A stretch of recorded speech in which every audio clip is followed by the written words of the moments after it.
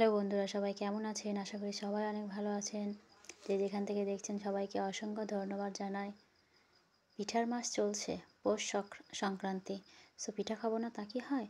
So আমি এক নতুন মজার আইটেম নিয়ে চলে এসেছি। দেখুন, আমি কড়াইয়ে দুধ দিয়ে দিয়েছি, তেজপাতা দিয়ে দিয়েছি, দুটো এলাচ দিয়ে দিয়েছি।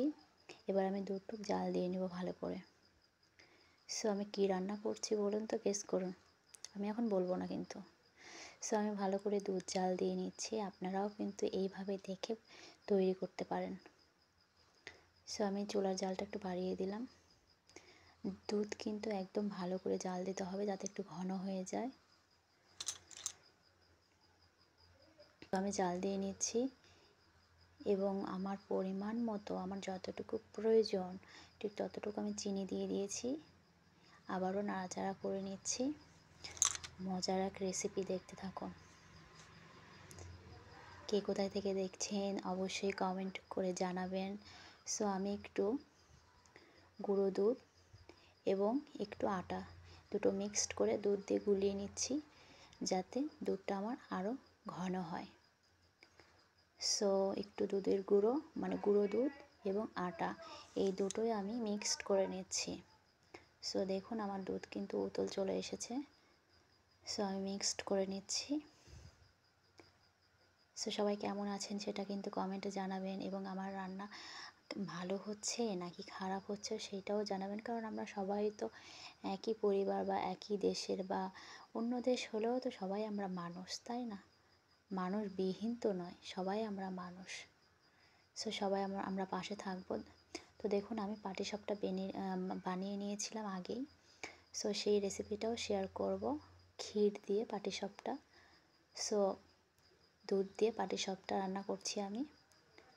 দুধ ক্ষীর পাটিসাপটা বা ক্ষীর পাটিসাপটা দুধ, যেটাই হোক আমি রান্না করছি এখন। এটা কিন্তু খেতে বেশ মজা। আমি জানি না আপনারা কে কে খেয়েছেন এবং কে কে খাননি। সো যারা খেয়েছেন তারা জানে এটার কি মজা, এবং যারা খাননি তারা কিন্তু দেখলেই বুঝতে পারবেন।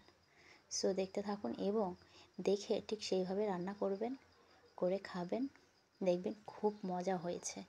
আমি মিথ্যে বলছি কি না, আপনারা বাসায় ট্রাই করবেন। আর হ্যাঁ, তালের গুড় একটু মিশিয়ে দিলাম। তালের গুড় একদম খাঁটি তালের গুড়, সো আমাদের গাছের। সো এই জন্য মিশিয়ে দিলাম যাতে আরও ভেরি টেস্টি হয়, সেই জন্য। খাঁটি গুড় তো কিন্তু সব জায়গায় পাওয়া যায় না।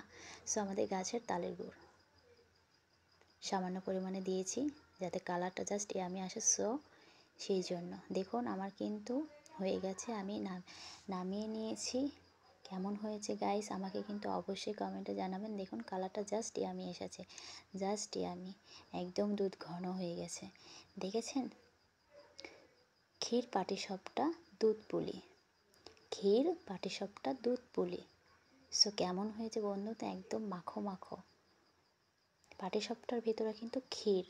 সো ক্ষীর আমি আর একদিন আপনাদেরকে তৈরি করে দেখাবো, ক্ষীর কী করে তৈরি করতে হয়, ঠিক আছে? আমি ক্ষীরটা আগেই করে নিয়েছিলাম, সেই রেসিপিটা আমি পরে শেয়ার করব।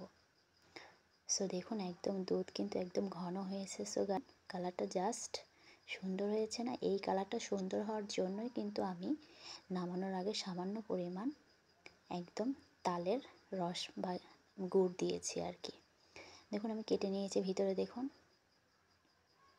দেখুন একদম ক্ষীরে ভরা, দেখেছেন? দেখতে পাচ্ছেন?